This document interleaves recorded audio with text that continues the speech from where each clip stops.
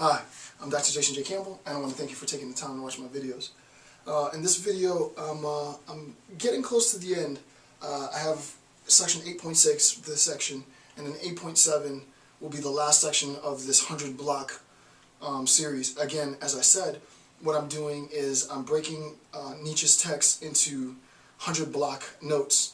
So I'm gonna, after I finish uploading, obviously I haven't shot it yet, I'm shooting it, I'm in the process of shooting it now. By the time you're watching, I've already uploaded it. But I'm in the process of shooting. What I'm going to do is I take notes for 100 notes, a section, a large section, and then I shoot the video in a week. And all of this week I will have, which probably for you will be last week, but all of this week I've been shooting video. Right now I've shot, this will make 11 hours of video this week. I've shot 11 hours of video this week. My goal is to usually shoot around, like 2 hours of footage a day. And obviously I've prepared for about 3 weeks to shoot, right? It took me about 2.5, 3 weeks to compile my interpretation of 100 notes. So it's a very arduous, long process. I do love doing it though, but it takes time. So the reason why I say that is that in the last video, I recognized that I do want to hear from members of the religious community. So at the end of this, probably tomorrow, I'm going to finish 8.6 tonight, come back tomorrow, shoot the last section, upload that. After I've shot that, then I'll put out a call. But it's not going to be on any notes, and it's only going to be exclusively from members of the religious community. And hopefully I get some response.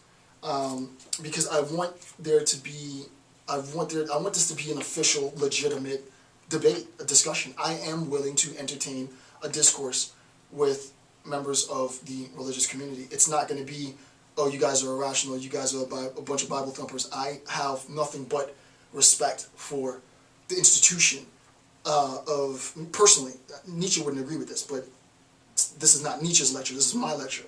I have nothing but respect for the institution of religion. I think at its heart there's a lot of good that can happen. I think there's a lot of perversion, and I want to hear what some of the responses are. But I'm still working out the kinks, and I'll sort of sort those kinks out myself and come with a formalized sort of request and say, hey, here's what I want you to address, and see what happens from that. So we'll see. Anyway, that has nothing to do with this lecture. I don't even remember why I went off on that tangent. Oh, just to tell you that I'm almost done, and I'm happy. This 100. And to be honest with you, to go through and shoot and upload 11 hours, 12, it'd probably be about 12 and a half, maybe 13 hours of lecture in a week is ridiculous. And I like this process better. I can take a break in between, do my notes, 2-3 weeks, and then, upload, 12, 13 hours worth of videos in a week, right? So we'll probably be, hopefully, at the halfway point. My initial goal was to do 150 videos. I'm assuming now we're probably already past 150. I don't know, but I'm assuming we're already past 150 videos, which in itself is an accomplishment, so yay for that. I did what I said. I put my will into, my will became manifest through effort and work. I like that. But I'm still a way to go from the 50 hours that I initially wanted. I'm halfway, I'm sure I'm getting close to halfway mark. So just a bit of background information for those of you that wanted to know.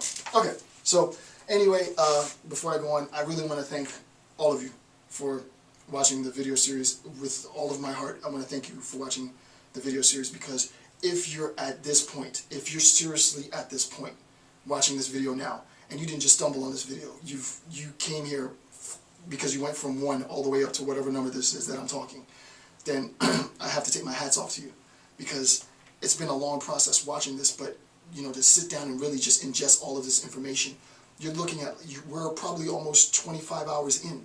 That's a full day of non-stop talk. 25 hours. 24, 25 hours in. It's insane. So, again, thank you for watching my videos. Okay, will to power section 8.6. Well, clearly I'll be needing a new marker. Will to power, and this is section 8.6. And it's just one, this whole section is just one note. Yeah, this whole section is just one note. Well, I might be able to we'll see how long this takes. I don't remember that. Yeah, okay. Listen. I'm contemplating finishing all of this tonight, but I don't know how much battery life I still have left. Nah, I'm just going to do 8.6 tonight. Okay, so, section 8.6. So, this is just one note. Note 230. Obviously, I like note 230. And here is, I think this is the entirety of the note. Let me just check. No, it's not the entirety. Higher power. No, it is, yeah. It's the whole note. Yeah, okay, so it's the whole note. So all of note 230 is has been incorporated into my notes on page 38 of your notes. Okay. Note 230.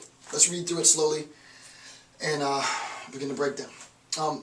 Formally, one considered these conditions and consequences of psychological exhaustion.